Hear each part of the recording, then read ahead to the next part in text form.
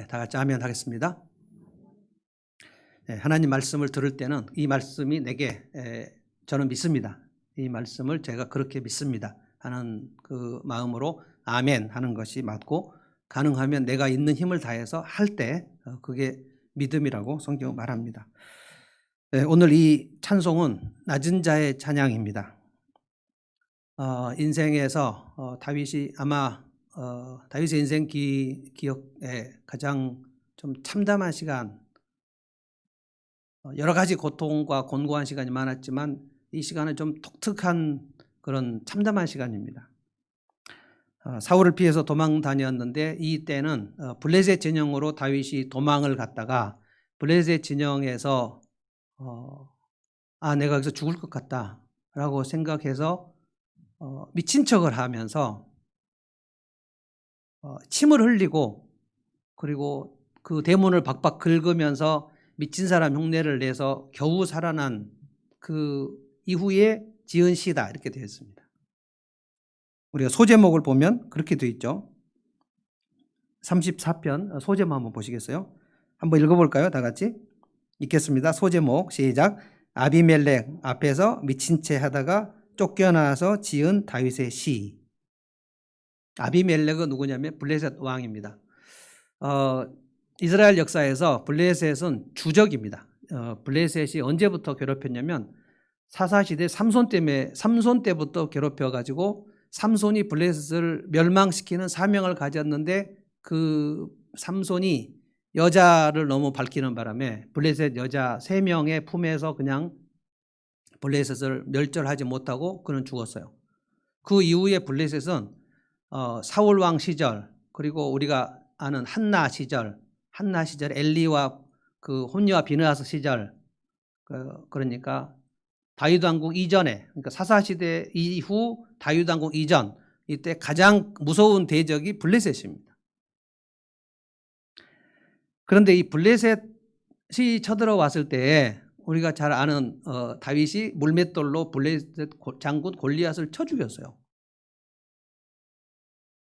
그런데 사울 왕의 칼이 너무 급해서 이 블레셋 진영으로 다윗이 몸을 피한 겁니다. 저는 이 장면을 제가 묵상을 할 때 얼마나 다급했으면 블레셋으로 도망갔을까. 이것은 우리로 말하면 우리 사업하다가 망했는데 빚쟁이들이 쫓아오니까 도망치다가 내가 절대로 가면 안 되는 내 원수 집으로 도망친 격입니다. 거기서 딱 잘못 들어왔어요. 들어오자마자 내가 여기 잘못 들어왔구나. 그러니까 얼마나 급했으면 블레셋 진영으로 도망갔을까. 이게 가장 참담한 시간. 그래서 거기서 나 죽겠다. 그 블레셋 장수들이 다윗을 보면서 이렇게 얘기했어요.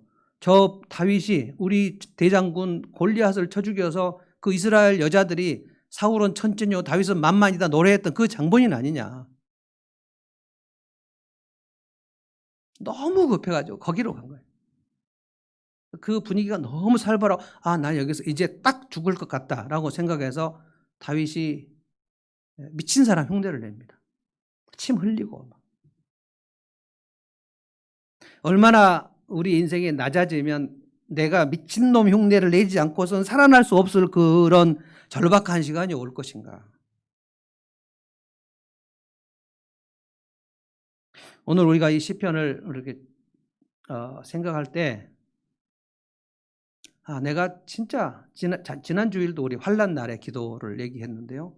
다윗은 너무 이런 그 시편이 많아요. 물론 왕이 된 이후에도 엄청 많이 지었지만 쫓겨다닐 때 엄청 많은 그 시편을 지었습니다. 그래서 우리가 다양한 종류의 곤고한 시간이 있을 때 그때마다 다윗을 생각하면 정말 많이 도움이 됩니다. 왜냐하면 절대로 다윗이 망하지 않았거든요. 절대로 망하지 않았습니다. 꼭 망할 것 같은 시간이 너무 많이 있었는데 절대 망하지 않았어요.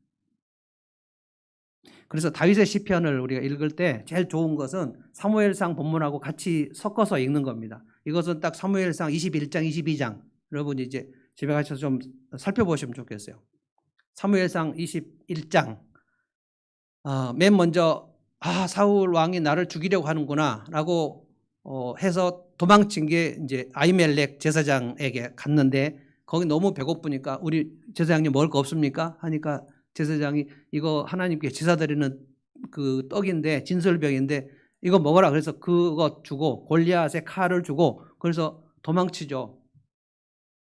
그래서 블레셋 진영으로 들어갔다는 거예요. 너무 급하니까. 그리고 이제 제사장 아히멜렉이 다윗을 도와줬다는 그 이유로 사울 왕에게 이게 보고가 되고 사울 왕이 군사를 풀어서 제사장 아히멜렉을 죽이고 거기에 아무 죄 없는 제사장 85명을 다 죽입니다. 그 제사장 마을의 어린애까지 다 죽입니다. 이렇게 이제 급박한 상황이에요. 그런데 제가 오늘 이 배경을 더 많이 설명하는 이유는 우리가 이 시편을 읽을 때 그냥 1절에 내가 하나님을 항상 찬양할 것이다. 그럴 때 아무 일이 없이 평안한 중에 찬송한 것처럼 생각하면 절대 안 된단 말이죠. 지금 1절을 찬송할 때 그 1절을 우리가 생각하면서 그 다윗의 심정이 어떠했는가를 좀 알아야 된다는 거예요. 1절을 한번 보겠습니다. 내가 주님을 늘 찬양할 것이니 주님을 찬양하는 노랫소리가 내 입에서 끊어지지 않을 것이다. 그치지 않을 것이다. 내가 주님을 늘 찬양하겠다는 거예요. 지금 자기가 지금 미친 척 하다가 침 흘리고 막 그래서 겨우 쫓겨나가지고 대문 앞에서 쫓겨나서 혼자 터벅터벅 걸어가면서 그러니까 망한 거죠. 좀 삶이 망한 거예요. 그 시간에 제 1절을 생각하면서 입을 열어서 내가 늘 주님을 찬양하겠다. 개역성경은 뭐라고 그랬냐면 내가 여호와를 항상 송축할 것이다. 어떤 시간이든지. 너무 급박한데 그때 찬양하겠다는 거예요. 언제 여러분이 내가 여기서 미친 짓을 하지 않으면 살아남을 수 없겠다라고 생각해서 막 바보 같은 짓을 하다가 겨우 살아난 시간이 있을까요? 우리 중에 그런 경우가 있을지도 모르겠는데 거기까지 가지 않지 않았을까? 그런데 이제 사무엘상 22장 보면 다윗이 그 미친 척하고 막 겨우 빠져나와가지고 터벅터벅 걸어가는데 그가 이제 굴 속으로 들어갑니다. 아둘람 동굴 속으로 들어가는데 그 도망치는 다윗을 따라다니기 위해서 사람들이 몰려와요. 사울의 그 학정을 피해서 몰려오는데 거기에 딱 세 종류 아둘람 굴에 모여든 사람들을 성경이 뭐라고 했냐면 그 인생이 환난 당해서 피할 데가 없는 사람들 그리고 빚진 사람들 그러니까 파산해서 부도나서 쫓기는 사람들 그리고 마음이 원통함으로 가득한 사람들 그러니까 상황이 완전히 막힌 사람 재정이 완전히 끊어진 사람 그리고 마음이 완전히 무너진 사람 그 사람들 그러니까 완전 인생 망한 사람들이 모였는데 그 사람이 400명이에요. 400명.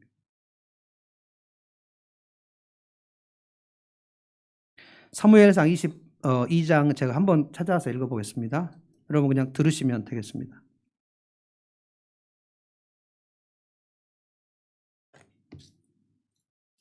사무엘상 22장 1절부터 1절 2절 한번 제가 읽어볼 테니까 한번 들어보십시오. 다윗은 거기에서 떠나 아둘람 굴 속으로 몸을 피하였다. 그러자 형들과 온 집안이 그 소식을 듣고 그곳으로 내려가 그에게 이르렀다. 그들뿐만 아니라 압제를 받는 사람들과 빚에 시달리는 사람들과 원통하고 억울한 일을 당한 사람들도 모두 다윗의 주변으로 몰려들었다. 이렇게 해서 다윗은 그들의 우두머리가 되었는데 400여 명 되는 사람들이 그를 따랐다. 이겁니다. 다윗도 망했는데 지금 망해서 쫓겨다니는데 인생 망한 사람들이 다 함께 400명에 몰려들었어요. 우리 인생도 그런 경우가 뭐 이런 정도는 아니겠지만 집이 막 무너지는 그런 경험들 또는 막 그 부모님과 헤어지는 경험들도 하신 분들 여기 또 있습니다. 저는 거기까지는 안 갔는데 우리 집에 뭐 집달리가 들어오고 빨간 딱지가 붙고 그런 경우를 저는 하지는 않았지만 성도들 중에는 그런 제가 상담을 많이 했거든요. 막 빨간 딱지 붙고 막 집이 다 망가지고 쫓겨나고 저는 거기까지 안 갔어요. 그런데 저 어린 시절에 우리 어머니 돌아가셨을 때 그때 아버지도 그때 제 기억에 정확히 안 나지만 형님은 더 알지 모르겠네요. 지금 유튜브로 보고 있겠죠. 새마을 금고를 아버지가 했는데 작은 새마을 금고입니다. 근데 그때 사기를 맞았어요. 어머니 돌아가시고 전주예수병원에 많은 수술과 입원을 하고 그리고 퇴원을 했는데 또 도지고 이래가지고 수술비로 다 들어간 상황에서 새마을 금고 이사장이셨는데 그 돈을 다 갖고 누가 튀었어요.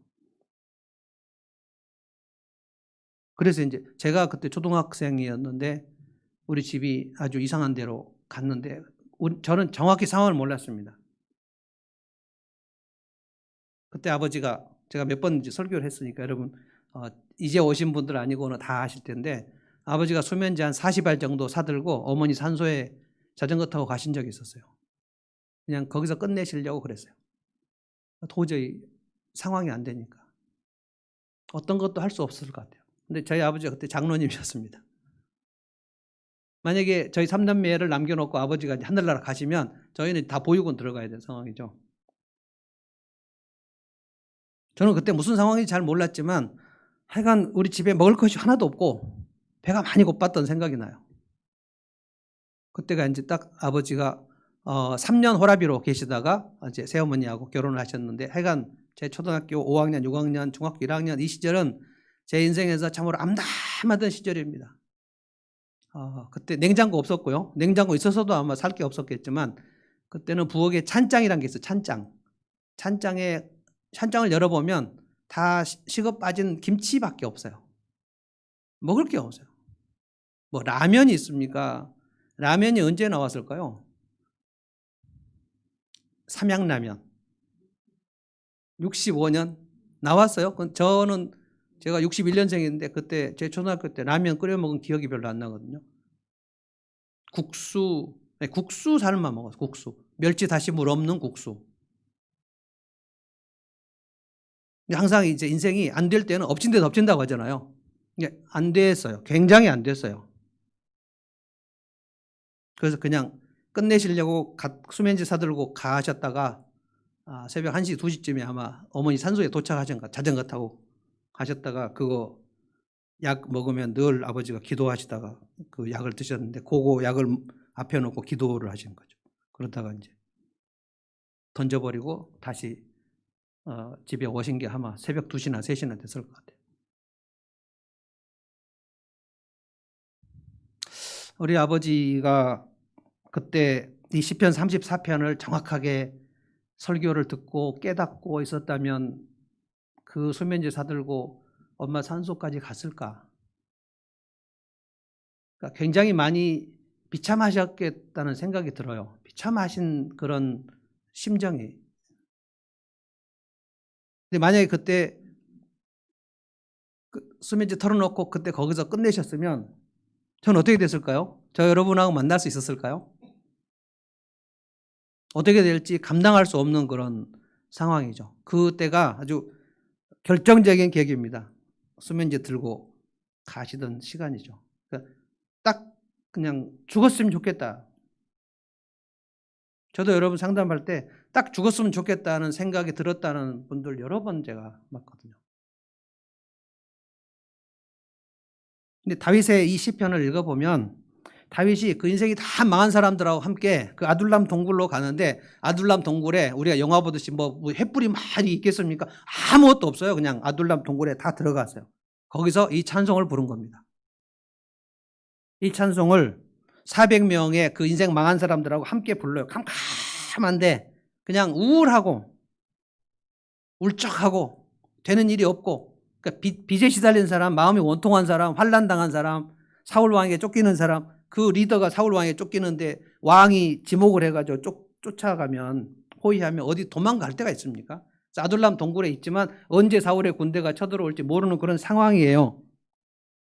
그때 이 찬송을 했다는 거예요. 내가 주님을 늘 찬양할 것이다. 주님을 찬양하는 노랫소리가 내 입에서 끊어지지 않을 것이다. 2절 봅니다. 나 오직 주님만을 자랑할 것이다. 찬양은 뭐냐? 주님을 자랑하는 거예요. 그러니까 그 다윗의 심정 속에 아무것도 안 남았지만 주님이 남았어요. 그래서 주님을 자랑하겠다는 거예요. 주님을 찬양한다는 건 주님을 자랑한다는 겁니다. 내가 자랑할 것이 있어요. 주님을 자랑해. 주님이 나에게 해주신 일이 자랑스러워요. 그래서 비천한 사람들아 누구겠습니까? 이 비천한 사람들은 그 400명이에요. 인생 망한 사람들. 비천한 사람들아, 개역성경은 곤고한 자들아 이렇게 했어요. 곤고한 자들. 듣고 기뻐해라. 뭘 기뻐해요? 어제 생명의 삶 저녁에 토요일 저녁 우리 그리스도인의 생활이 무엇인가에 대해서 2시간 동안 토요일 저녁 2시간 이 생명의 삶 수강생들 대단합니다. 토요일 저녁 2시간을 열심히 들어요. 성령의 열매를 제가 어제 가르쳤는데 거듭난 이후에 성령께서 우리 안에 오시면 날마다 하나님의 성품이 작동돼야 되고 그것이 이제 거룩한 삶이다. 그런데 희락에 대해서 사랑과 희락과 화평, 희락이 뭐냐? 기쁨인데 그 기쁨은 일이 잘 돼가지고 와 진짜 잘 되네 일이 돈이 많이 벌어서 좋다 이 기쁨이 아니고 하나님이 살아계셔서 그래 내 인생은 망하지 않겠다 다시 든든한 그 마음 뭔가 이렇게 포기되지 않는 마음 든든한 그것을 성경은 기쁨이라고 했고 희락이라고 했습니다. 그러니까 지금 다윗은 마음속에 그 희락이 없어지지 않았어요. 다 없어졌는데 마음에 그 하나님께서 살아계시는데 내가 여기서 포기할 이유가 뭐가 있어? 이런 생각으로 기뻐요. 이 기쁨을 그 비천한 사람들에게 이제 전달하겠다는 거예요. 그래서 3절에 나와 함께 주님을 높이자. 이것은 지금 다윗이 혼자 하는 것이 아닌 것을 우리 이 어법에서 알 수 있겠죠. 하나님 뭐 이게 아니고 나와 함께 주님을 높이자는 거예요. 모두와 함께 그 이름을 기리자는 거예요. 그러니까 놀랍게도 다윗은 그렇게 찬양을 열심히 했어요. 주님을 자랑하고 싶은 마음이 너무 많아요. 다윗의 인생이 딱 크게 3가지로 나눠보면요. 어린 시절, 그러니까 골리앗 물리치기 전, 그 기름 부음 받기 전 아버지의 인정받지 못하고 양이나 치던 그 시절. 그런데 그 시절에 들판에서 하나님 찬양을 했어요. 그리고 기름 부음 받고 골리앗을 죽인 다음에 사울을 피하여 도망다니던 한 15년간 이때도 시편 지으면서 늘 찬양을 했어요. 그리고 여러분 왕이 된 다음에 어땠습니까? 그는 가장 열심히 찬양을 불렀어요. 그리고 악기 만들고 찬양팀 조직하고 어떻게 하면 하나님을 높일 것인가 이것만 생각해요. 근데 그 다윗이 절대로 인생이 끝나지 않았다는 것. 여러분이 곤고한 시간이나 참담하게 생각되는 시간이나 낮아진 시간 와 진짜 내 인생 답답하다 이런 시간에 시편 34편을 읽으시라고요. 놀라운 것은 그가 자기를 불쌍하게 여기는 진짜 내 신세가 이게 뭐냐 진짜 사실 엄청 그 세상 말로 쪽팔린 거 아닙니까 지금? 왜 블레셋 진영으로 들어갔다가 거기서 미친 척하고 빠져나와가지고 내 이 꼴이 뭐냐 이게 내 꼴을 보면서 자기를 불쌍히 여기는 마음이 별로 없어요. 자기 연민이 없어요. 그냥 주님을 찬양하겠다는 거예요. 인간적으로 보면 무슨 찬양이 나올 만한 상황일까요? 사업이 다 망해갖고 부도 나기 직전일까요? 부도가 났을까요? 이건 다 부도 난 겁니다. 부도 났는데 사채나 좀 써볼까 하고 갔는데 사채업자한테 아주 질끈 두드려 맞고 막 그 린치 당하고 이런 시간에 막 뭐 얼굴이 막 불고 터지고 이런 시간에 내가 하나님 찬양해야 되겠다 이 생각이 났다는 거예요. 저는 지난주도 말씀드렸지만 오늘도 말씀드립니다. 믿음은 누적입니다. 갑자기 이렇게 되지 않습니다. 점점 찬양하는 그 농도를 여러분이 높이셔야 된다는 거예요. 지금 여러분이 주일 아침에 찬양할 때 지금 자기가 찬양을 어떻게 하는가를 생각하세요. 그 찬양의 질이, 퀄리티, 그게 여러분의 인생의 질입니다. 아무 생각 없이 그냥 가만히 앉아있으면 여러분 인생 안 풀립니다. 그런데 저는 하나님을 믿습니다. 하나님의 살아계심과 하나님 일하심을 믿습니다. 다윗은 지금 마음이 찢어지는데 근데 모여서 찬양을 해요. 캄캄한 동굴인데 다윗만 보고 있는데 다윗의 얼굴이 보였을까요? 얼굴 안 보였을까요? 그냥 캄캄해요. 그런데 얘기를 하는 거예요. 자, 나와 함께 찬양을 하자. 나는 항상 하나님을 찬양할 거야. 이 시간에도 하나님 찬양할 거야. 왜 그러냐면 4절 보세요. 내가 주님을 간절히 찾았더니 주님께서 나에게 응답하시고 내 모든 두려움에서 나를 건져내셨다. 지금 직전에 무슨 일이 일어났습니까? 블레셋 진영에 들어갔다가 죽을 뻔한 듯 살아나왔는데 그때 살아나온 것을 그때 막 미친 척 한 그거를 생각하면서 주님께서 그때 내게 그런 생각을 주셔가지고 자기를 비참하게 생각하지 않아요. 그때 내가 블레셋 진영에서 살아나온 게 하나님의 은혜였구나. 하나님이 나를 건져주셨구나. 블레셋 왕 아비멜렉이 뭐라 그랬냐면 저 다윗 저 놈이 블레셋 죽인 놈인데 지금 미쳤네요. 침을 질질 흘리고 있습니다. 그러면 끌고 와라. 그래서 당장 참수하라. 이렇게 해도 되잖아요. 그런데 이 미친놈을 내 진영에서 끌어내서 쫓아버리라라고 했다는 거예요. 다윗은 혼자 그래 이렇게 살아나왔다. 이거 하나님이 나를 건져주신 거다.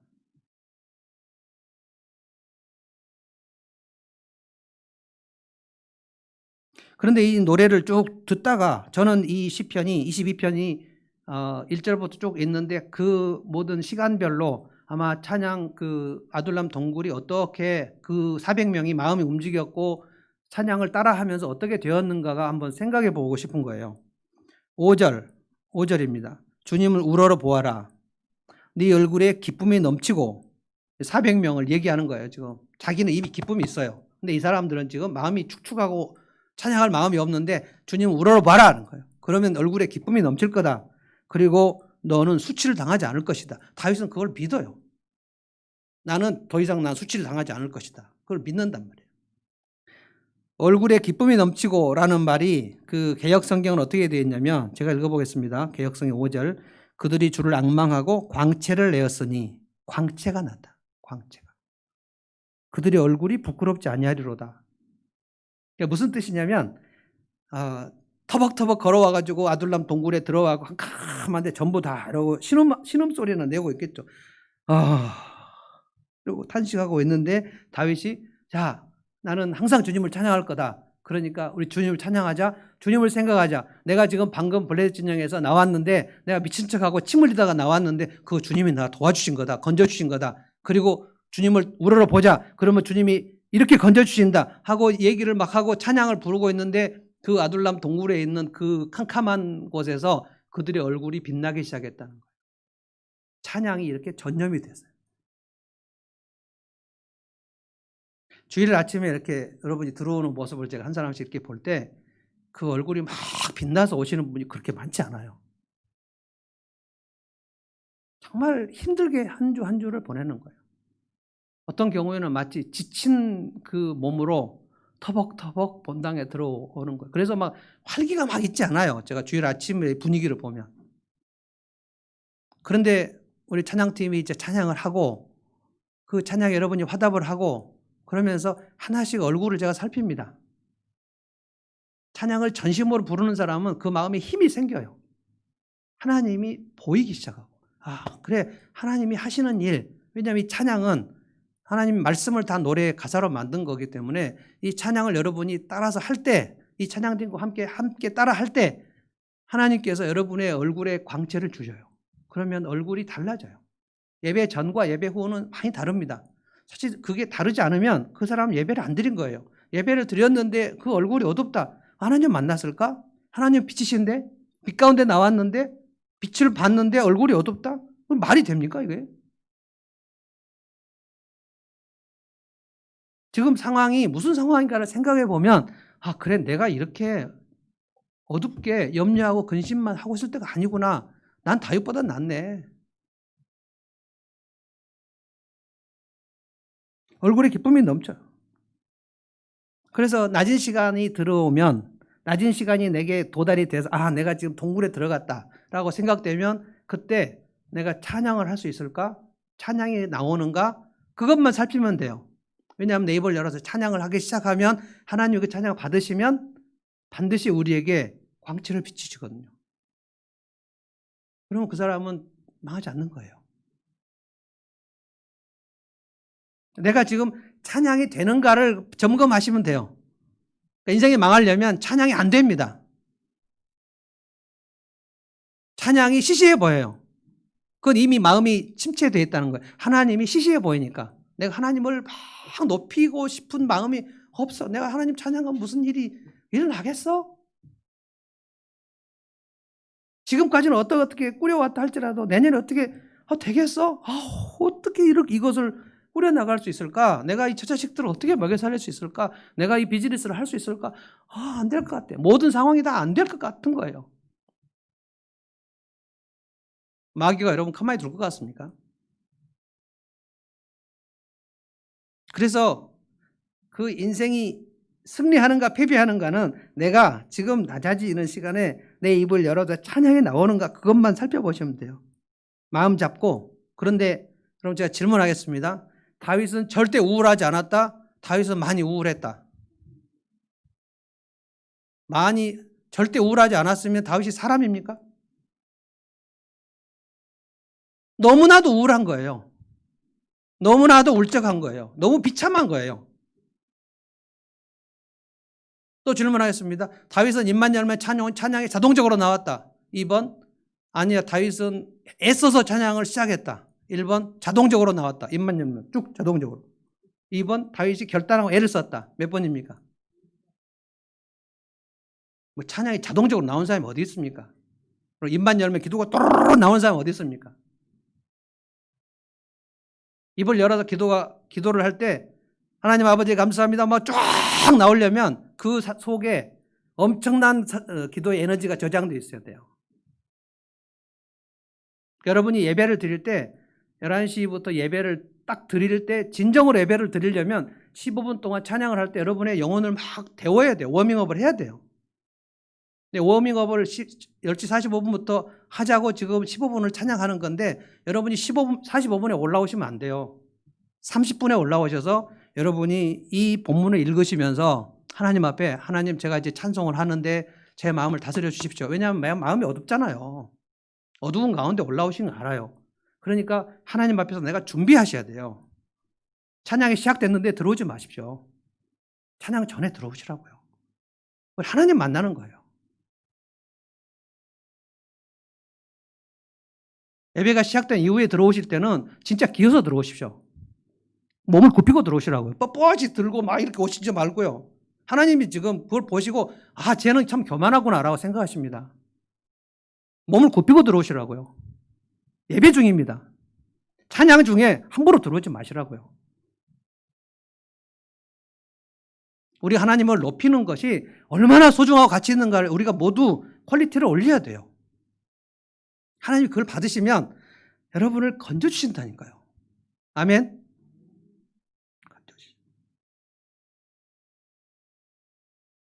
이 찬양은 하나님 말씀으로 만든 겁니다. 말씀은 뭐냐면 복음입니다. 복음은 무엇인가? 제가 생명의 삶에도 여러분 가르쳐 드렸어요.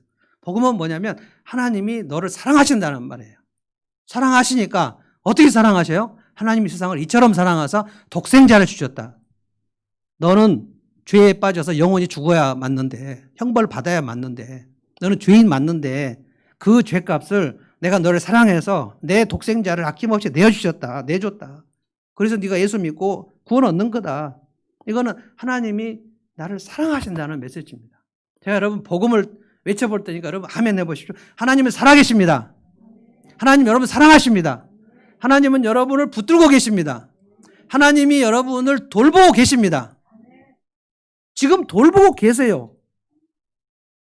붙들고 계신다고요. 믿음이 떨어지면 하나님이 나를 손을 놓은 것 같아요.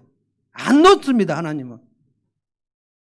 하나님 여러분을 손을 놓으려면 여러분 택한 백성이 아니어야 돼요. 택한 백성이 아닌 사람들은 하나님이 손을 놓습니다. 그래서 그의 예배가 택한 백성은 그의 예배가 소홀하게 되면 하나님을 소홀히 여기고 하나님을 떠나고 예배를 떠나고 그러면 하나님 그 인생길을 막습니다. 안 막으면 그게 교만해져서 하나님 앞에 돌아올 힘이 없어요. 탕자가 어떻게 됐죠? 아버지 집을 떠났을 때 내가 아버지 집에 안 있어도 아버지 유산 받아갖고 내가 잘 살 수 있다. 떠났는데 아버지 알았어요. 얘는 이 집 떠나면 망한다. 이게 하나님을 떠나면 인생 망하는 그 얘기입니다. 그런데 그가 둘째 아들이에요. 아버지 아들이에요. 그 인생이 어떻게 됐습니까? 완전히 다 실패하고 넘어졌어요. 그래서 다 넘어져서 돼지가 먹는 쥐염 열매를 먹으려고 하는데 그거를 주인집이 못 먹게 해가지고 너무 비참한데 거기서 무슨 생각을 합니까? 내 아버지 집으로 돌아가야 되겠다. 아버지 집에는 먹을 것이 많은데 내가 여기서 왜 이 돼지 쥐염 열매도 못 먹고 이렇게 비참하게 살아야 되지? 아버지 집으로 돌아가야 되겠다. 여러분, 이 생각을 하려면, 돌이키려면 그 인생에 아무것도 없어야 돼요. 그래서 하나님이 다 막으십니다. 돈줄도 막으시고 관계도 다 끊어버리시고 건강도 끊어버리시고. 그래서 여러분이 교만해졌을 때 하나님이 그 돈줄을 끊어버리시는 게 축복인 줄 아세요. 끊어버려야 하나님께 겸손해집니다. 여러분이 하나님 떠나고 예배 안 드리고 막 소홀히하고 그러는데 인생이 잘 된다. 그럼 여러분은 내놓은 자식입니다. 하나님의 사생자라고 그랬어요. 히브리서에. 징계가 없는 자는 사생자다. 하나님이 내버려 두셔요. 간섭을 안 하십니다. 그럼 그냥 잘 먹고 살다가 지옥 가라는 거예요. 하나님의 택한 백성들은 하나님께서 징계를 하셔요. 징계. 훈육도 하시고요. 매도 때리시고요. 돈줄도 끊으시고요. 건강도 끊으시고요. 그래서 하나님 앞에 하나님 잘못했습니다. 제가 내 건강 내 것인 줄 알았습니다.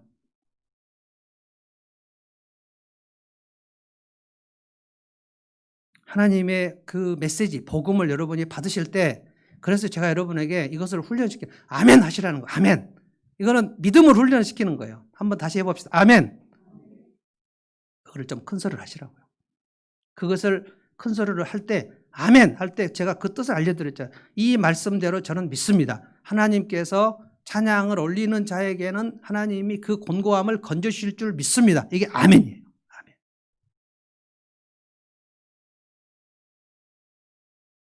저는 상담 공부를 요즘에 쭉 하고 있는데 그래서 이제 성경에 나오는 인물들을 제가 그 심리적으로 한번 생각해 봐요. 다윗이나 요셉을 심리적으로 접근해 보면 이 사람들은 왜 이렇게 자기 연민이 없을까? 왜 우울증에 안 빠졌을까? 요셉은 형들의 집단 왕따를 당했는데 우리 중에 왕따를 당하면 그 상처가 굉장히 오래 가거든요.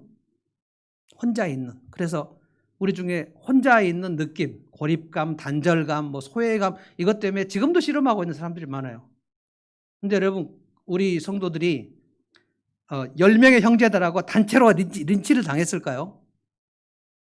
그래서 외국으로 팔려갔을까요? 그래서 노예 생활을 시작했을까요? 그 정도는 아니에요.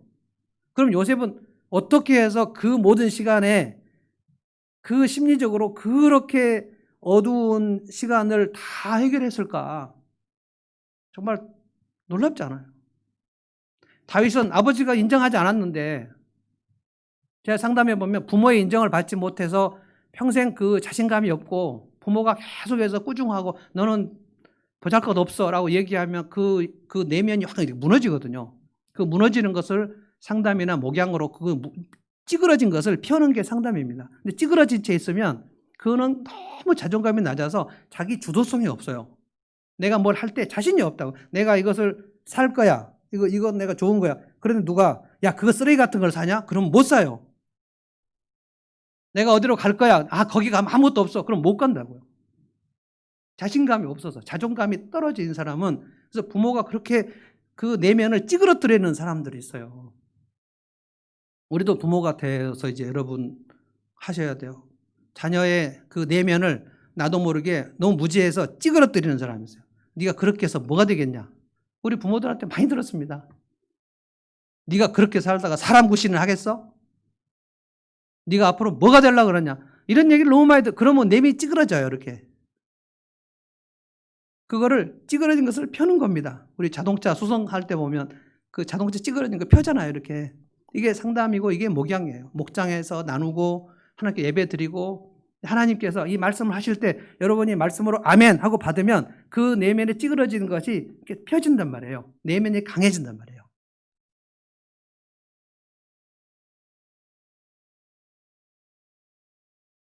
다윗은 확신이 있었어요. 내가 이렇게 무슨 상황이든지 찬양을 하면 하나님이 들으신다. 들으시면 날 건져주신다. 자기 삶으로 증거하잖아요. 지금 다윗 인생에 증거하지 않습니까? 이 얘기를 지금 이 찬양을 아둘람 굴의 동굴에 이제 들어있는 앉아있는 400명의 사람들에게 이 다윗의 믿음이 전달이 돼요. 전염이 돼요. 동굴은 깜깜한데 그 찬양을 들으면서 마음이 광채가 빛이 나고 그래 아멘 아멘 하면서 그 400명 환난당한 자 빚진 자 마음이 원통한 자들이 마음이 이렇게 올라와요. 이렇게 그 동굴이 지금 캄캄한데 그 마음과 영적으로는 밝아진단 말입니다. 밝아져요. 거기에 우리가 지금 악기가 하나 있었을까요? 동굴에 아무것도 없었습니다. 나중에 다윗은 아마 그 아둘람 동굴에서 찬양 때 악기가 하나도 없는 게 그 아쉬웠는지 왕이 된 다음에 정말 악기를 많이 만들었습니다. 시편 150 보면 나팔과 비파와 수금과 현악과 퉁소와 소고와 큰 소리 나는 재금, 작은 소리 나는 재금, 높은 소리 나는 재금, 재금이 심벌지거든요. 그러니까 그거를 생각해 보면 우리가 지금 기타 치고 피아노 치고 드럼 치고 이게 다 그 다윗 왕국 때 있었던 겁니다. 수금, 비파 이건 기타거든요. 하프, 그다음에 북치고 재금. 지금 아둘람 동굴은 아무것도 없어요. 그런데 다윗이 찬양을 하고 400명이 웅얼웅얼 하면서 찬양을 따라서 합니다. 하나님을 찬양하라, 찬양하라. 하나님을 높이자. 하나님 우러러보자. 그런데 여러분 그 아둘람 동굴의 찬양이 어떻게 퍼졌을까요? 여러분 동굴은 하면 어떻게 됩니까? 그 에코가 나죠. 그 에코를 서로 막 들으면서 찬양을 하면서 그들의 마음이 이렇게 그 한자로 고양된다고 해요. 고양돼 이렇게 쭉. 다 지쳐서 낭망해서 쓰러질 것 같은데 찬양을 하면서 일어나는 거예요. 이렇게. 광채가 났다. 그래서 살아계신 하나님이 우리를 건지실 거야. 건져주실 거야. 그렇게 마치 아카펠라 찬양 막 그 에코가 울리는 아카펠라 찬양 아둘람 동굴이 막 찬양으로 움직이는데 여러분 7절 보세요. 무슨 일이 났습니까? 7절 같이 한번 읽어볼까요? 다 같이 읽어봅시다. 7절 시작. 주님의 천사가 주님을 경외하는 사람을 둘러 진을 치고 그들을 건져주신다. 누가 옵니까?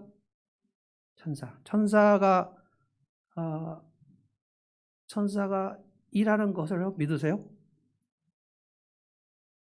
하나님이 역사하실 때 하나님이 직접 오시는 경우도 있지만 대부분 하나님이 천사를 보내서 그 사람들 아둘람 동굴의 400명을 둘러 진을 쳤다. 천사들이 그들을 에워쌌다. 이러면 이제 상황 끝나는 겁니다. 천사들이 둘러쳤다. 진을 쳤다. 그래서 건져주신다. 저는 우리가 예배할 때 찬양할 때 하나님께서 천사들을 보내서 우리를 둘러 진을 친다고 믿습니다. 그래서 그냥 부르지 말자는 거예요. 믿음으로 여러분 성경에 나오는 믿음으로 하면 우리 찬양을 그냥 이렇게 건성으로 부르서는 안 됩니다. 하나님께서 쟤들을 보라 천사들아 내려가라 너희들을 둘러 진쳐라 그래서 저들의 모든 각종 상황을 건져라 라고 명령을 내리실 만큼 한 그 퀄리티 있는 찬양을 올리자는 거예요. 올리면 하나님께서 내려주신다는 거예요. 찬양을 제대로 해보면 하나님께서 그 인생을 책임지신다는 거예요. 이 400명은 지금 그걸 경험합니다. 주님의 천사가 지금 왔어. 그러면 천사들이 둘러 진을 쳐서 뭐 하겠습니까? 그들의 마음과 생각을 지금 이렇게 올라가. 그럼 저는 이게 오순절에 그 120명이 그 예수님 제자들이 50일 전에 예수님 돌아가실 때 어땠습니까? 두려워서 다 도망가 버렸잖아요. 그리고 베드로는 정말 치명적으로 나는 예수를 한 번도 본 적도 없고 예수의 제자가 아니야 하고 배도를 했잖아요. 그 50일 전에요. 근데 50일 후에 오순절에 성령이 내려왔을 때 하늘에서 불의 혀같이 갈라지는 것이 있었고 막 뜨겁게 내려왔고 강한 바람 같은 것이 세차게 불어왔는데 그들이 성령이 각 사람 위에 임했다는 거예요. 이 120명이 전심으로 뭘 했냐면 성령을 보내셔서 주님 저희들을 뜨겁게 해주십시오. 저희들을 담대하게 해주십시오 하고 막 찬양하고 기도하고 그런데 120명 모두에게 각 사람 위에 성령이 임했다고 했어요. 성령이 한번 그 사람 위에 임하면 무슨 일이 일어나는지 아세요? 마음에 두려움이 없어져요. 하나님께서 하시겠다. 하나님이 하신다. 우리의 인생은 두 종류밖에 없습니다. 하나님이 하셨던 일하고 앞으로 하나님이 하실 일밖에 없어요. 하나님이 하셨던 일은 뭡니까? 감사한 일입니다. 그러면 앞으로 우리에게 있는 아주 어렵고 힘든 일, 그 일은 어떤 일이냐면 하나님이 하실 일입니다. 아멘. 하나님이 행하실 일이에요. 우리 자녀 문제, 사업 문제, 진로 문제, 재정 문제 내 힘으로 해결할 수 있는 거 아무것도 없습니다. 그래서 다윗이 낮은 자가 돼서 하나님께 찬양했는데 이미 지금 아둘람 동굴에서 무슨 일이 일어났냐면 무슨 다윗이 왕이 된 것도 아니고 여전히 환난 당한 자고 여전히 빚진 자고 여전히 아무것도 없는데 하나님 그 마음을 담대하게 하셔서 하나님이 하시겠다. 하나님이 하시리라. 이 믿음이 생겼다는 거예요. 한번 따라서 해보십시오. 하나님이 하시리라. 아멘. 하나님이 하신다는 거예요. 찬양을 올려드렸는데 하나님께서 그 찬양을 뚝 받아먹고 그냥 아무 일도 안 하신다. 그건 살아계신 하나님이 아니에요. 그가 예배를 전심을 올려드렸는데 그 예배를 받기만 하고 아무 일도 안 하신다. 여러분 중에 어렸을 적에 할아버지한테 세배를 진짜 열심히 했는데 할아버지가 그래 하고 일어나서 가버렸다. 그게 할아버지입니까? 옛날에 그랬어요. 이재천 권사님 어렸을 적에 그 할아버지는 진짜 이상한 할아버지예요. 세뱃돈이 없었어요? 이러면 이제 설교가 안 맞는 건데. 그거 할아버지 옛날에 많이 그랬대요. 나쁜 할아버지 같으라고. 여러분 우리가 그 설날 때 되면 삼척에서 하는 행사가 있어요. 우리 어린이들 쭉 가가지고 막 절하고 그런데 막 절하다가 뒹굴고 막 아무렇게나 해요. 우리가 전부 1,000원짜리 하나씩 준비합니다. 그런데 작년 올해 어린이 아닌 사람들 제가 세배하라 그랬죠. 그래서 청년들도 세배하고 막 돈 받고. 무슨 얘기를 하는 거냐면 우리가 하나님이 살아계신 하나님이고 우리를 사랑하신 하나님이고 전능하신 하나님인데 우리가 찬양을 제대로 올렸는데 하나님께서 아무 일도 안 하시겠는가. 그 믿음으로 찬양을 하자는 거예요.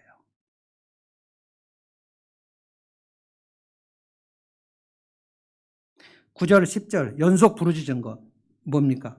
부족함이 없다. 제가 읽어보겠습니다. 9절 주님을 믿는 성도들아 그를 경외하여라. 그를 경외하는 사람에게는 아무런 부족함이 없을 것이다. 10절 젊은 사자들은 먹이를 잃고 굶주릴 수 있으나 주님을 찾는 사람은 복이 있어 아무런 부족함이 없을 것이다. 두 번 뭐가 나왔어요? 아무런 부족함이 없을 것이다. 한번 따라서 합시다. 시작. 어떤 사람에게? 주님을 경외하고 주님을 찾고 주님 앞에 찬양하는 자에게. 이것이 다윗의 확신이에요. 저의 확신이에요. 그러니까 찬양을 할 때 여러분이 마음을 실어서 하시는 거예요. 마음을 실어서. 10시 45분부터 찬양할 때 그리고 여러분이 혼자 기도할 때 찬양을 먼저 하십시오. 하나님, 전능하신 하나님, 살아계신 하나님, 신실하신 하나님, 나를 사랑하신 하나님, 하나님을 찬양합니다. 어렵지 않습니다. 하기 싫어서 안 하거나 바빠서 안 하는 사람이 있어도 이 찬양이 어려워서 못하는 사람은 없어요. 자, 기도 3가지. 제가 어떻게 하라고 그랬죠? 하나님, 어떻게 하라고요? 3가지. 하나님 어떻게? 저를 불쌍히 여겨주십시오. 그 다음에 저를 이것이 이렇게 어려운가요? 이상해. 이 영적인 지식은 듣고 다 잊어버려. 마귀가 다 채가버려. 기억하십시오. 하나님 저를 어떻게 하라고요? 불쌍히 여겨주십시오. 이거 기도 최고의 기도입니다. 그 다음에 하나님 저를 도와주십시오. 그 다음에 하나님 제가 하나님을 의지합니다. 어떤 상황에도 어떠한 그 목록에도 이 기도를 대입해서 하십시오. 하나님 우리 남편 불쌍히 여겨주십시오. 하나님 우리 남편을 도와주십시오. 하나님 우리 남편이 하나님 의지하게 해주십시오.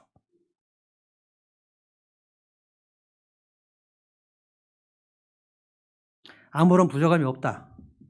그런데 여러분 이거 다윗이 아버지 양칠 때 하던 찬송입니다. 시편 23편입니다. 여호와는 나의 목자시니 내게 부족함이 없다. 그러니까 그때도 부족함이 없었어요. 부족함이 없기는 뭐가 없어요. 아버지가 인정하지도 않았는데. 아버지가 내친 자식인데 거기서 무슨 여호와는 나의 목자시니 내가 부족함이 없으리라. 정말 다윗은 찬양의 은사예요. 찬양의 은사. 이 들판에서 양칠 때 하던 그 찬송을 지금 사울의 칼에 쫓길 때 이 망한 사람들하고 같이 얘기하는 내가 여호와를 경외하면 우리가 모두 여호와를 경외하면 우리에게 여호와께서 아무런 부족함이 없게 하시리라. 그래서 400명이 어떻게 했을까요? 아멘 아멘 에코우가 쫙 울려 퍼지면서 아멘 아멘 하는데 그들의 마음이 막 뜨거워지면서 우리는 망하지 않겠네. 나 안 망하겠네. 저 다윗하고 같이 찬양 부르면 저 다윗의 확신이 막 전달되면서 난 망하지 않겠네. 여러분 그렇게 믿음의 확신을 가진 사람을 하나님께서 내치셔요?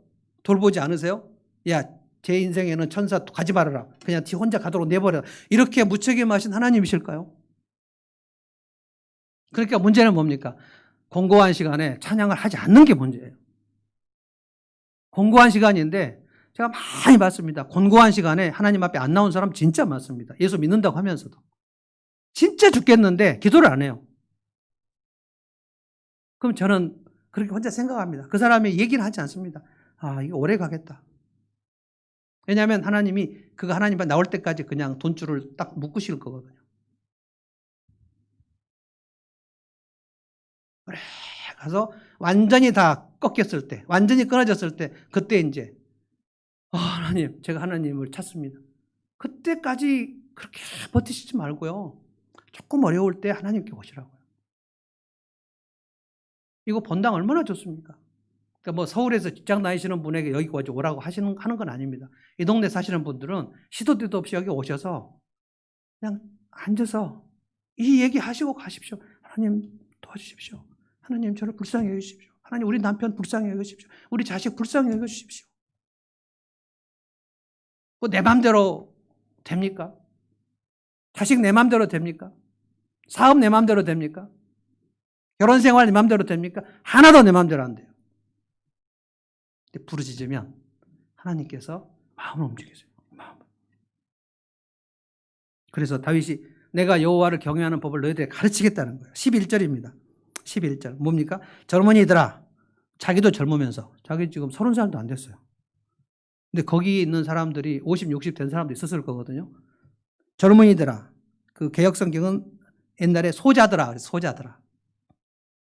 와서 내 말을 들어라. 내가 주님을 경외하는 길을 너희 가르치겠다. 다윗은 알아요. 내가 하나님을 찬양했을 때 어떻게 내 위기에서 하나님이 건져주시니 다 알아요.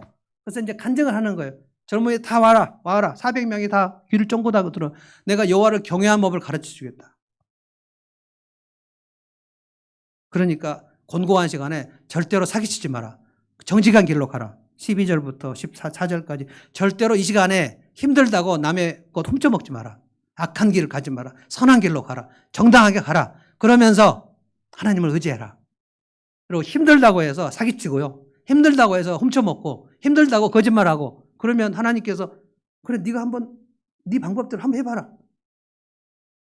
하나님께서 선사를 보내시려다가 그냥 이 거짓된 길을 막 가고 세상 길로 가면 하나님께서 건져주시려다가 그냥 놔두셔요. 지 방법대로 하니까. 그러니까 여러분 하나님을 경외하는 법을 진짜 배우십시오. 그것은 예배 시간이 되면 그 결단하고 예배 드리는 겁니다. 저는 여러분에게 수요 예배도 권합니다. 수요 예배도 제가 매일 성경 본문으로 거의 수요 예배 하는데 여러분이 수요일에 저녁 8시, 8시 반 그때 진짜 긴급한 일이 아니면 스마트폰 끄고 텔레비 끄고 그리고 본당으로 오십시오. 본당을 오실 수 없는 분들은 그 스마트폰 켜고 참여하십시오. 온라인이 먼저가 아닙니다. 할 수 없이 온라인 하는 거지. 이제 뭐 온라인으로 그냥 하면 되겠지. 귀찮게 뭐 교회까지 가. 이렇게 생각하시지 마십시오. 그러면 주일 예배도 우리 다 같이 안 모이고 그냥 저 혼자 여기서 하면 되는데 그거 아닙니다. 주요 예배 여러분 여기 오십시오. 오셔서 함께 찬양하고 기도하고 말씀을 들을 때 그게 여러분 진짜 남는 겁니다. 정말 긴급한 일이 있으면 어쩔 수 없는 거죠. 여호와를 경외하는 법을 가르쳐 드립니다. 예배 시간을 빠지지 마십시오. 예배 시간을 늦지 마십시오. 예배 시간에 가능하면 모든 집중을 해가지고 하나님이 나의 유일한 흥망성쇠 하나님께 달려 있습니다. 고백하십시오. 내가 망하는 거, 내가 잘 되는 거 주님께 달려 있습니다. 나를 도와주십시오. 나를 불쌍히 여기십시오. 주님을 의지합니다. 자, 3가지 기도 한번 해봅시다. 시작. 하시라고요.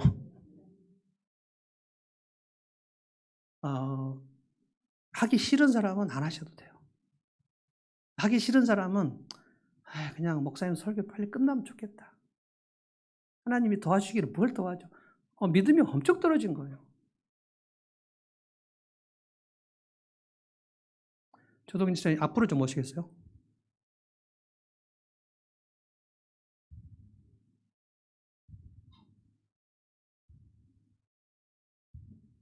다시 한번 하겠습니다. 세 가지 기도 다시 한번 자기 있는 소리를 내서 한번 합시다. 시작. 그렇게 하지 마시고 제가 지금 여호와를 경외하는 법을 여러분 가르쳐 드리는 거예요. 자, 좀 크게 하겠습니다. 시작.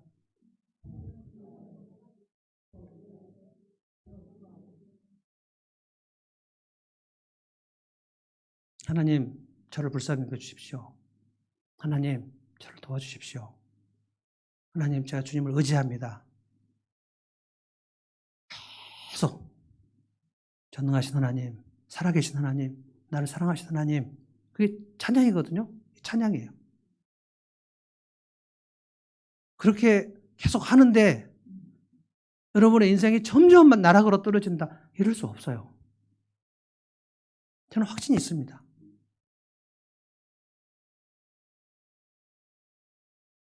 하나님 건져주시죠. 그래서 15절부터 주님의 눈은 의로운 사람을 살피신다. 주님의 귀는 부르짖는 소리를 들으신다. 부르짖어야 돼요. 부르짖으라 그랬어요. 시편은 다 부르짖는 겁니다. 주여! 주여! 막 이렇게 부르짖어요. 창피하지 않습니다. 네, 지금 공고한데 주님! 주님! 이렇게 막 부르짖는 거예요. 하나님 도와주십시오. 나를 불쌍히 여주십시오. 제가 주님을 의지합니다. 막 이렇게 부르짖어요. 여러분 창피합니까? 다윗이 하나님 앞에서 언약궤 앞에서 춤을 출 때 미갈이 채통 없이 체면도 없이 그렇게 거기서 맨살을 드러내고 춤을 췄냐고 그럴 때 다윗이 창피하지 않았어요. 나는 이보다 더 비천하게도 하나님 앞에서 하겠다. 여러분이 하나님 앞에 나올 때 너무 남을 의식하시면 안 돼요. 내가 이렇게 기도하면 저 사람이 나를 어떻게 생각할까? 아니 신자들끼리 뭘 어떻게 생각해요? 내가 아멘 하면 혹시 이 사람이 나를 어떻게 생각할까? 뭘 어떻게 생각하겠어요? 하나님 도와주십시오. 부르짖는 소리를 들으신다. 17절 의인이 부르짖으면 주님께서는 반드시 들어주시고 들어주시면 어떻게 해요? 자, 17절 같이 읽겠습니다. 시작. 의인이 부르짖으면 주님께서 반드시 들어주시고 그 모든 재난에서 반드시 건져주신다. 반드시 두 번 나와서 반드시 들으시면 어떻게 하신다고요? 반드시 건져주신다. 아멘. 18절에 마음이 상한 사람에게 가까이 하신다. 마음이 상한 사람인데 마음이 상했다는 것은 뭐냐면 마음이 찢어졌다는 거예요. 마음이 깨져버리고 찢어졌다는 거예요.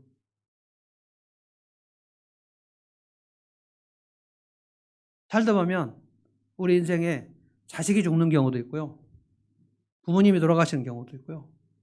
내 사랑하는 사람이 나를 배신하는 경우도 있고요. 정말 많습니다. 그래서 야, 진짜 이런 일이 있다니 라고 생각하시면 성경 읽어보십시오. 정말 많습니다. 저는 이번에 시편 다시 읽다가 야, 진짜 내일 본문 정말 엄청납니다. 엄청나. 내일 본문이 35편인데요. 읽어보십시오. 28절까지 있어요. 굉장히 많습니다. 뭔 얘기냐면 제가 설명하겠습니다. 정말 다윗이 답답한 게 내가 진짜 내 친형제처럼 살펴주고 내 친구처럼 돌봐주고 그랬는데 내가 약해지니까 나를 죽이려고 덤벼들더라. 배신. 그거 여러분 경험해 보셨어요? 그거 경험하셨으면 이 시편 35편이 이제 여러분의 고백이 될 거예요. 진짜 삐덩이처럼 있는 그 아기를 건져갖고 계속 돌봐주고 살펴주고 그 피 묻은 거 다 닦아주고 그래서 예쁘게 키웠더니 덤벼들어서 칼로 찌르더라. 이게 하나님의 심정입니다. 하나님이 그 말씀하셨어요. 호세아 아모스에 보면 내가 너를 핏덩이 속에서 건져내가지고 너를 멋지게 만들고 예쁘게 만들어서 정말 아름답게 성장했더니 네가 나한테 덤벼드냐? 그리고 네가 다른 사람한테 가냐? 우상 숭배하는 것들아. 하나님은 늘 배신당하세요. 그런데 이것을 다윗도 경험했어요. 저도 살짝 경험했어요. 그때 마음이 무너집니다. 아, 또 사랑해 줄 수 있을까?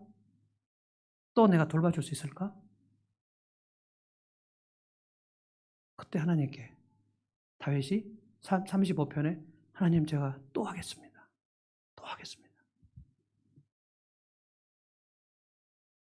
이거를 막 그 찬송을 아둘람 굴에서 찬양을 하는데 이들이 막 이렇게 막 마음이 막 뜨거워지면서 제가 지금 보통 설교하고 좀 다르게 여러분 하죠. 제가 좀 마음이 뜨거워서 그래요. 다 죽을 뻔했는데 마음도 다 무너졌는데 찬양하면서 다 일어나는 거예요. 이렇게 일어나서 그 동굴이 찬양으로 가득하는데 천사들이 와서 지키는 것, 진영을 또 돌봐주는 것, 건지신다 이 확신이 들고 아 나는 이제 망하지 않겠다 이런 확신이 들고 일어나는 거예요. 일어나 건져주신다. 이것이 낮은 자의 찬양입니다. 낮은 자리에 갔을 때 하나님을 찬송할 수 있으면 그 사람은 끝이 아닙니다. 그 입을 열어서 기도할 수 있으면 하나님을 부를 수 있으면 절대 끝이 아닙니다. 그리고 그 사람이 부모일 때 그가 주님 앞에 부르짖고 있는데 그 자녀가 망하는 법 없습니다. 그러니까 걱정하지 마세요. 염려하지 마세요. 여러분 자녀 망하지 않습니다. 여러분 사업 망하지 않습니다. 여러분 진로 꽉 막힌 채 끝나지 않습니다. 하나님 살아계십니다.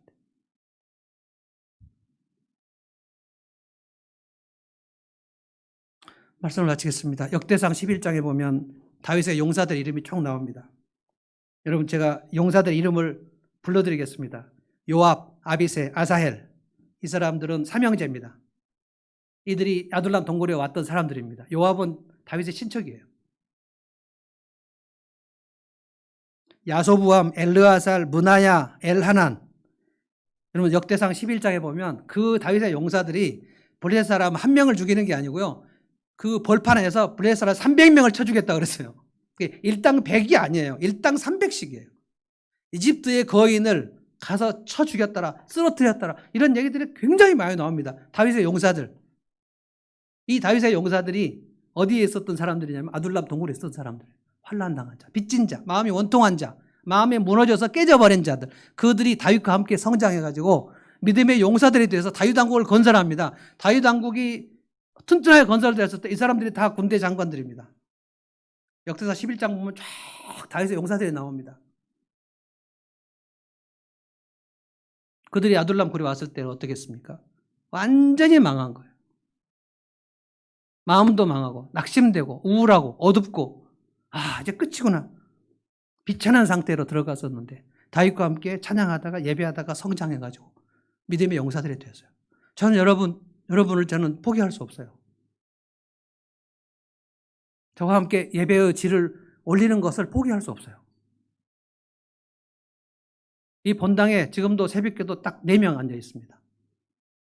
저는 그 마음이 야 내가 15년 전에도 3명 앉아 있었는데 2005년에 6층에서 기도할 때 저하고 제 집사람하고 박 권사님하고 셋이 기도했거든요. 15년이 흘렀는데 또 셋이 기도하는 거예요. 그리고 인 집사님 매일 새벽에 불을 밝혀주십니다. 4명이 앉아서 매일 기도해요. 근데 어떤 때는 절망이 들어요. 아, 나 은퇴할 때까지 4명 새벽기도 끝나는 거야. 제가 기도를 잘못한 것 같아요. 제 아내가 수술할 때 제가 뭐라고 기도했어요? 하나님 아내하고 둘이 새벽기도 할 수 있을 정도로만 건강을 달라고 그랬는데 너무 그 기도를 좀 얕게 했어요. 하나님 50명이 새벽기도 할 수 있도록 해 주십시오 해야 되는데. 감사합니다. 요즘에 그 설교 때 쉐어링을 이렇게 기도할 수 있으면 인생은 망하지 않는다. 다 같이 한번 따라서 하시죠. 기도할 수 있으면 인생은 망하지 않는다. 시작. 그 다음에는 뭐 할 수 있으면일까요? 찬양. 찬양할 수 있으면 인생은 망하지 않는다. 시작. 예배할 수 있으면 망하지 않습니다. 찬양할 수 있으면 망하지 않습니다. 기도할 수 있으면 망하지 않습니다. 하나님이 그게 들으시면 건져주십니다. 어떻게 해요? 천사들을 보내십니다. 내가 천사 동원할 수 없습니다. 하나님은 천사를 동원하실 수 있습니다. 내가 만날 수 없는 사람 만나게 하십니다. 그래서 우리는 예배의 실력, 찬양 실력, 기도 실력을 키우는 것밖에는 방법이 없어요. 근데 그 실력이 커지면 여러분들은 정말 많은 소식을 들을 겁니다. 비즈니스가 이렇게 열렸어요. 우리 자식의 길이 이렇게 열렸어요. 우리 가정이 하나 됐어요. 기도했더니 이렇게 응답됐어요. 이게 막 들려올 거예요. 저는 그런 소식이 여러분에게 막 들려오기를 바랍니다. 그 기대가 있습니다. 그래서 마음이 막 뜨거워요. 하나님께서 절대 가만 계시지 않는다. 붙드신다, 건지신다, 돌보신다. 이게 복음입니다. 찬송하십시다.